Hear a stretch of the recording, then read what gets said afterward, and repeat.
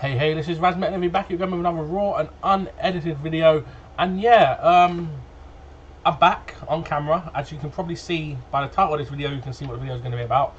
A few little quick things. First, apologise again. Face cam videos, you know what I'm like if you see me do face cam videos before. I'm terrible at looking at the camera. I'm always looking around me, looking at both my screens. I'm really bad at keeping an eye on the camera. Secondly, a quick apology again just for not uploading very regular recently, which I'll kind of explain in this video, which is a bit of the...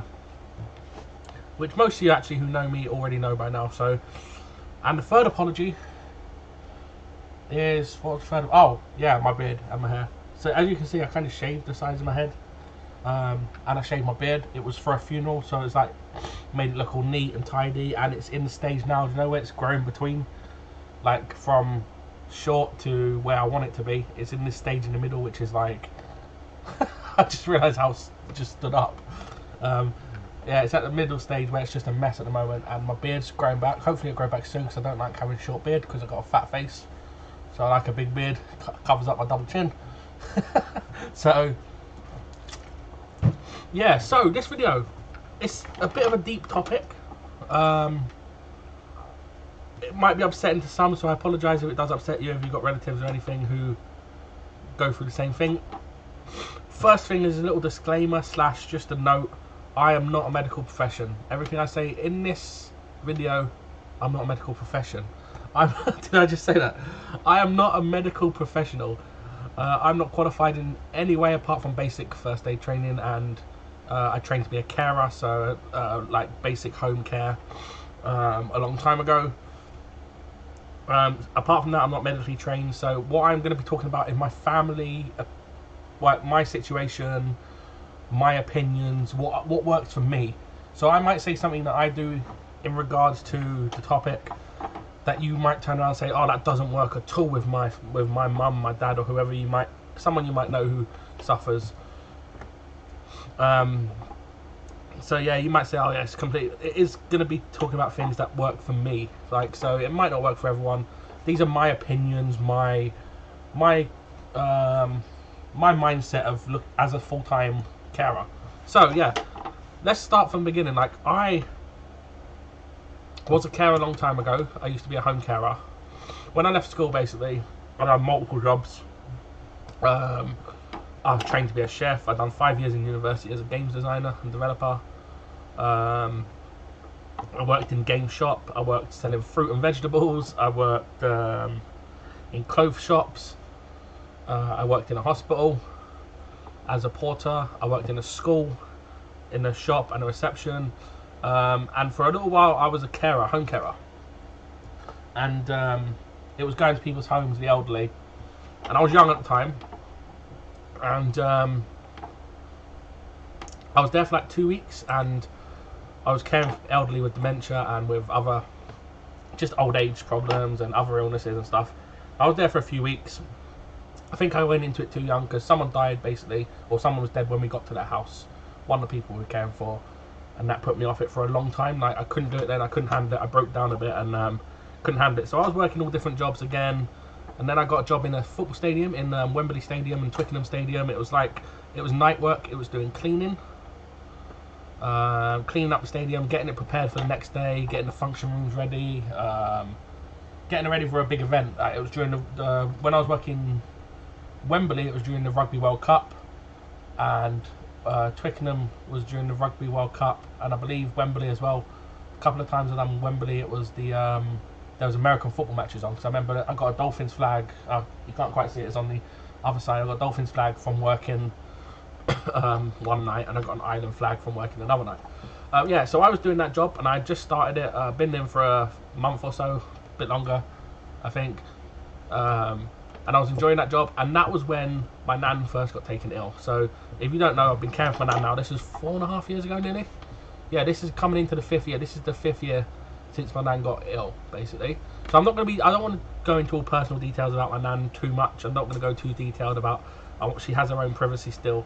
And I'm not going to go into her full medical history. This is more about my observations and my mindset and how hopefully it helps someone who maybe goes through the same situation. Maybe you're younger than me. I'm 28 now. I think I'm good at handling it. I've been doing this for 4.5 years now. Like I said, and I've been caring for a lot longer. So I can handle it now a little bit better. I still, don't get me wrong, I still have my moments. I still have breakdowns. I still struggle, have very hard days. So yeah, 4.5 years ago, my nan got diagnosed ill with dementia, a form of dementia. I'm not going to go too deep into that as well. You know what dementia is, most of you can look it up if you don't. But it's basically a standard form of dementia. I don't want to go too far into it again. So at the time, she was in hospital for a while, and then there was a choice sort of made to how we was going to deal with it, like homes and care homes or home carers, blah blah blah. And I said, well, I ain't been in this job long. It's not the funnest of jobs. It's not the greatest money job. I will stop working, and I will become a full-time carer. So yeah, I've done it for about a year. We had carers coming in then after the hospital, from the hospital, like assigned carers. So I'm not I'm not going to cry or anything, but I do get kind of emotional, so you may notice I get stuck on my words sometimes. I'm not upset at the moment. I'm fine with it. Like I said, I'm used to this now. I'm getting there, and I do have upset moments, but I won't do that on camera, hopefully. But I will get stuck on my words a lot, because it's sort of all the things. I'm also not reading off a script or nothing. I've got nothing in front of me. Well, actually, I got that in front of me, which is the poem I wrote recently. And but I've got nothing basis of this video on. I'm going from straight from the head. Everything is straight from the head, straight from the heart, which makes a good discussion, because I think you're never wrong in that sense. Yeah, so where was I? Yeah, I quit my job, became a nan's carer. I was doing it for about a year alongside her carers, and then I realised I could get benefits for it. You can get carers allowance to be a full-time carer. So we came to a decision, like kind of family decision, that I said, right, well, I will sacrifice the next however many months or years or whatever is needed to basically keep my nan home, keep her at home. We don't want to go into her home. We want a family around her, and we want her to be cared for. And you see a lot on the news now about, I'm not going to slag off care homes, because a lot of them do great jobs, and there's a lot of fantastic care homes and care places, residences, blah blah blah. But I've seen a lot of bad stuff, and we wanted to keep my nan at home. So yeah, it came to a conclusion that I was going to be a full-time carer. My dad and my granddad both help out immensely. My dad works though, so I'm here all day with my nan, which is part of the reason I don't go out much, part of the reason I've lost contact with most of my friends and such like that. But it's worth it. It's keeping my nan happy, keeping her home, keeping her enjoying her life until it ends. While I think of all the years when I was younger, that she was the one caring for me, along with my mum and my family. So I think it's massively important that you care for your family when you are raised by your parents, your grandparents, your aunties, uncles, whatever. They will do their part to look after you. You need to, I think, if you have a chance to repay some of that, a chance to give back some of that, then you should do it. So yeah, I became a carer, and it's a struggle. It's a 24/7 job. Like I say, my dad's home evenings and nights and stuff like that. So my main job is probably, I'd say 8 AM till 6 PM, which is when I'm here. So even now, I'm keeping an ear open, because I don't know, I'm just pointing at my ear, just keeping an ear open. That's an ear if you didn't know what an ear was. Because my nan's downstairs. She's actually asleep at the moment in bed. And yeah, I'm on call basically. I'm 24. I'm here. I have to be here. I can't go out, which is the reason I can't work, because people keep saying, oh, you're sitting around doing nothing for hours. You must be able to go out and work. No, I can't. I have to be in the house with my nan. My nan can't be left alone. My granddad is here as well, but he can't physically help if she needs any physical movement or things like that. So I'll go a little bit more detail into that after. But yeah, so I get paid basic carers allowance, which is nothing, which is honestly, for a month, it's less than £100 a week, or around £100 a week works out. That's what the minimum government can say you can live on now. Like, I'd like to see them live on £100 a week, honestly, with their fucking, excuse my language, but the amount they take out on expenses and stuff. They got houses they don't pay for. They pay for all their lunches out of taxpayers' money and stuff like that. So I'd love to see these people who tell me I can live on £100 a week. Try and live on £100 a week. And don't get me wrong, I'm not begging for money. I'm not complaining about money. Money is not important to me. As my nan is important to me, my family are important to me. Money is a bonus, and we need it. It's a what did you say? It's a necessary evil, money, because you hate it. Everyone hates it, but you have to have it in this modern day and age. So yeah, we go on that. So I became my nan's carer. So let's talk a bit more.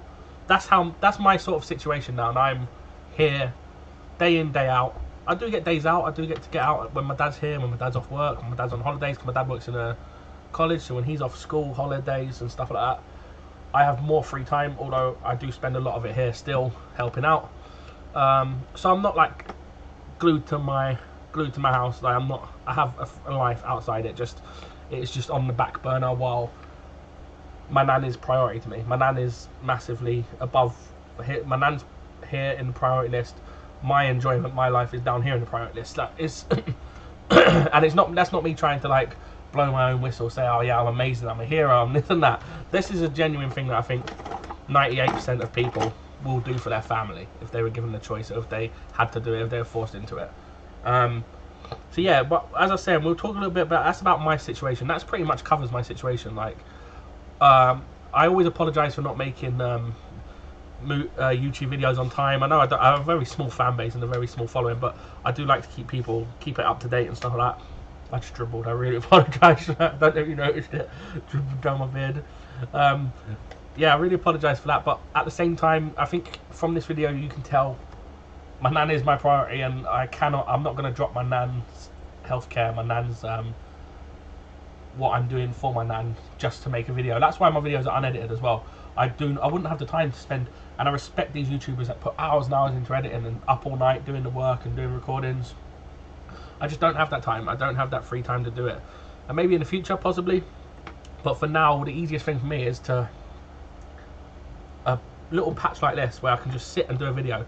And the thing is, I might be called now. My nan might call, or my granddad might call, need something to be done, and I'd have to stop this video because I could pause it. Actually, I don't think I can pause on this software, but I can stop the video and I either restart it or just stop it and then carry on. And you might notice a little like edit in the middle where I've stuck two videos together, and that's about it. And that's my whole ethos of why I can only record straight.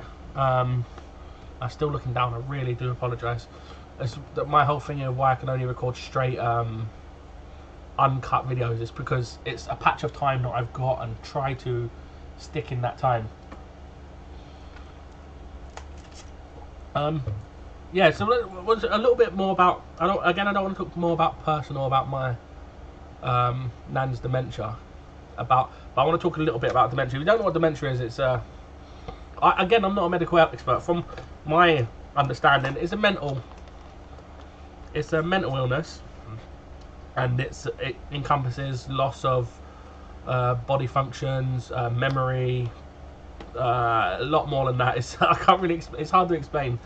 So my nan went from up and about, walking everywhere, doing everything, to being chair bound, and now almost bed bound. Like, she can get out of bed very rarely. She's very tired. So it goes from, you lose everything. It's the hardest thing to sit and watch as a carer.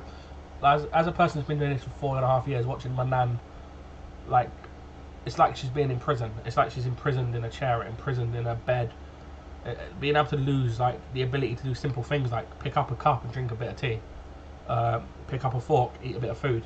You lose these simple things that we take for granted. We sit there scuffing our faces when you don't realise someone here cannot do that for themselves. It's a hard thing to watch. And then I think the hardest aspect of all for a relative, I think, in my opinion, for a relative or a friend of someone with dementia, is the memory loss. Because the memory loss equates to a number of things. One, forgetting who you are. I'm not recognised a lot of the time. I have to prompt who I am and remind my nan who I am, even though I've been with her for 20 odd years. You've got to do these things, and at the same time, and also with the memory loss comes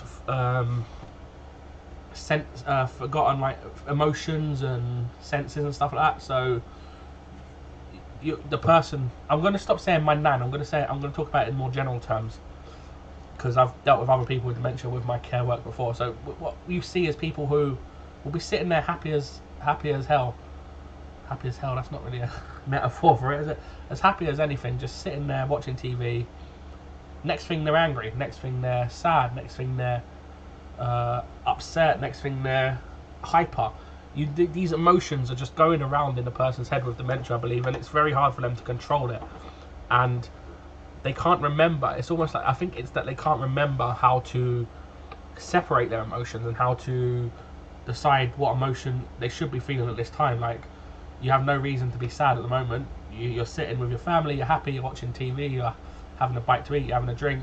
You should be happy in this moment. But with a dementia sufferer, I believe that they don't know how to put that in their mind, that this is what I should be feeling. Like, their memories are coming around and they'll be upset, and then my nan gets upset and don't know why she's upset, and then people get angry. I worked with people before that were very angry and very violent and would swing at me and attack me and everything, but they had no clue why they were doing it. It's part of the thing. It's not something you can turn around, and it's not something you can be angry at them for. It's not something you can be. You might get. I have to admit, I got a short. I've not got a short fuse. I don't get angry. I never get angry at all. But I do get frustrated a lot, and I can get very, very frustrated with my nan sometimes with the way she is on a certain day. And same when I was working as a carer, you get very frustrated with how the person is acting towards you. But you have to not take it to heart. That's the biggest thing for me, is you have to be able to bite your cheek, hold your tongue in cheek, and just like, you have to be able to. It's not their fault. It's an illness. It's a disability, and it's not something they can control. So yeah, you have to. It's the biggest part. One of the biggest parts for me of dealing with it, the whole situation of dementia around me, is being able to do what I need to do and keep the annoyances out of the way, realising that they're just there. They're not deliberate, they're not aimed at me, they're not personal insults, they're not personal attacks. It's all part of the illness. You've got to separate. Like, you've got to have dementia's here, and you've got around it the things it's causing the person to do. Your mind is here and the person's here. Like, it's, I don't know what I'm doing with my hands. The dementia is separate too. You've got to keep the dementia side of a person separate to their real mind and what you remember of them. Like, I remember my nan as she was a great person, and as a carer, as a matriarch of the house. I remember her before, when she was smart as anything. She'd give you advice on anything. She'd look after all the family, blah blah blah. You got to remember that's separate from the dementia. The dementia now, and there's bits, it comes back. Honestly, there's times where you're sitting with her and she'll say something that'll just have you in tears, because it'll be like a memory or just a part of her, and it's still her. We always say, some people say with, oh, this person's got dementia, it's not them anymore. That's always a big thing that I hear people say. Oh, it's not them anymore, they've got dementia, they're a different person. And I kind of hate that, because in my opinion, my nan's still my nan. I see that when she's laying there, not speaking much, and she'll be silent. She hasn't spoke for ages. I'll ask her how she is, and she'll turn around to you and she'll say like, oh, I've been waiting hours for a cup of tea from you. That's how I'm feeling, stuff like that. Or I'll be a lot better with a glass of brandy and stuff like that. That's part of my nan. That's when it comes out, I think, no, this ain't a different person. Dementia hasn't destroyed my nan. Dementia's there fighting against my nan, and my nan's in there fighting against dementia. And I think that in mind of every person, you have to. I know there are situations where people get to a vegetable state. I hate that term, vegetable. When people get to a stage where I believe they're completely trapped in their body. They can't speak, they can't think, they can't move. They just sit there and there's no emotion at all. See, my nan still has emotions. That's why it's still my nan, and that's why a lot of people, I think, give up too early on people with dementia and like put them into homes and blah blah blah. And I was with people that were such intelligent, such smart people that I worked with, and their families had given up on them practically because they had dementia, because they forgot the names of their names. They forgot their first names. And this guy was one guy I used to look after. Was used to tell me all these stories, and he had photos and everything to back them up. Like, it was all true stories about his family. Yet his family weren't around him because he had forgot their names. And he showed me the pictures, and he was showing me the places where it was. He'd tell me the places where it was, and it was all right. It was all like backed up with fact. But he couldn't remember I think he had 2 daughters and a couple of sons as well. And he couldn't remember their names. And his family, basically, as soon as he forgot their names, stuck him in a home, and that's it. And they gave up on him, and they very rarely visited. I think they kept by every now and then, once every now and then, but very rarely. But I think people, one big part of it is people need to remember that they're still a person. They're still your grandparent, they're still your parent, they're still your aunt, your uncle, your friend.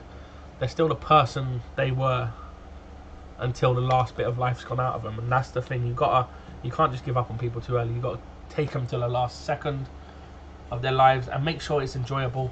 Make sure they are as comfortable as possible. I'm sorry, just adjusting. I'm sitting on my bed at the moment, if you can't tell. I'm not sitting on the couch anymore, that's why it's a bit different layout. And yeah, that's about it really. And so I wanted to talk about my sort of rules, ground rules. I have ground rules and not rules, but like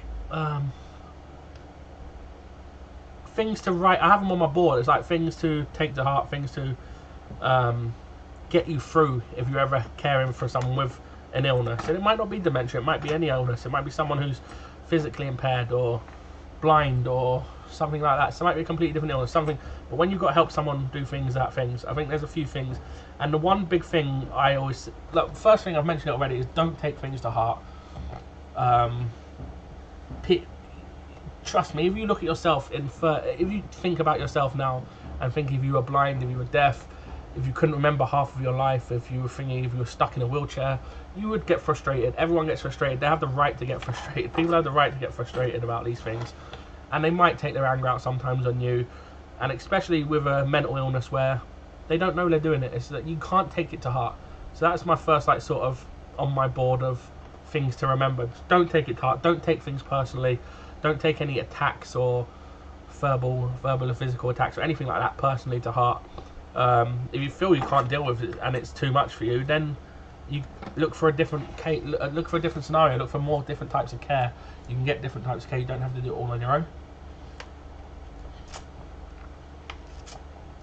Yeah. So, and there's a few little things like that, little just things that I think to remember when you're caring for someone. Yeah, that's probably the biggest one that I can think of. Yeah, try and keep your anger and your frustrations in check. Don't let them be seen around. Like, you can take them away, do different things. I write poetry when I'm stressed out. I play video games when I'm stressed out. I come and throw darts. If I want to get aggression out, I throw some darts hard at my dartboard. Just make sure you're not, because little things like aggressions and microaggressions and these signs of frustration, I know that if I took them out in front of my nan, she'd probably still spot them and it'd probably still upset her. And I think you've got to realise that sometimes you think someone's not noticing and they are noticing things around you. Yeah. One of my second things that I say to people is, because I don't know if this is let me know if any of you guys have people you care for, people ill in your family or friends or anything. Do you think some people hold a taboo over it, sort of thing? Like, I found, like, I was chatting to a person at a last place. Where was I?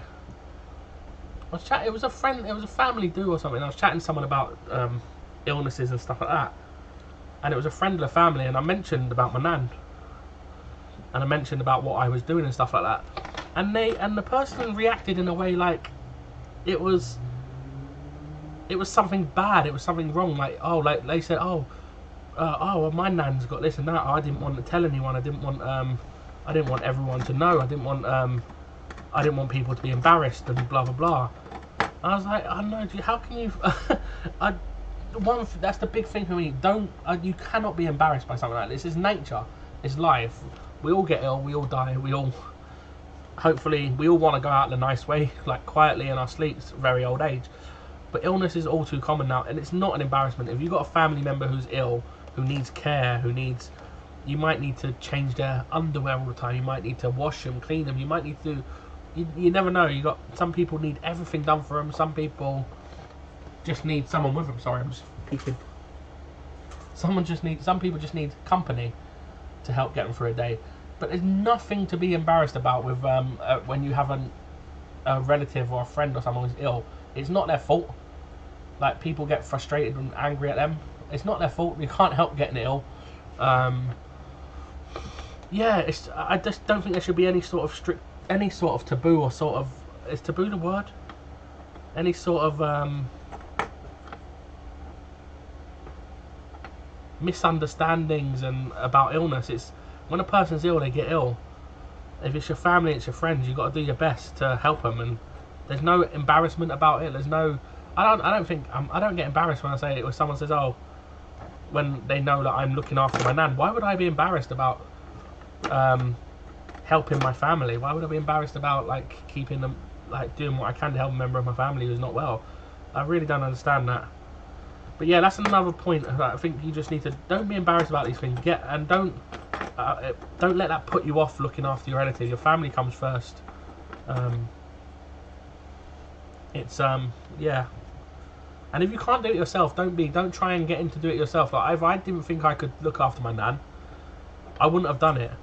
I want my nan to be as comfortable as possible. If I didn't think me looking after her would help her and would keep her comfortable and keep her at as good as she can be. As good as she can be, then I wouldn't have done that. I would have made sure she had proper care, blah blah blah. But yeah, that's about it. So get me up with your thoughts and thingies, your thoughts and ideas, and let me know if anyone. You don't have to go into personal details and stuff like that. Obviously, some people won't want to talk about this stuff, and I'm gonna have to go and answer that call. Yeah, hit me up with your comments, likes, dislikes, whatever. Tell me what you think. Let me know what you think. And there'll be more videos coming soon, more gaming videos, more bits of everything coming soon. Hopefully some ration packs when I can afford it. This is kind of my new setup now as well. You can see I've got a gaming chair back there. It's at the moment just storing up cushions and bits and pieces like that. I'm desperate to get me cool. I am RaS-Metalinfy. Thank you guys for watching. Let me know what you think about this video, and hit me up if you want me to do more topical debates and about personal things like that. I am RaS-Metalinfy. Thank you guys for watching. Love you lots. Goodbye.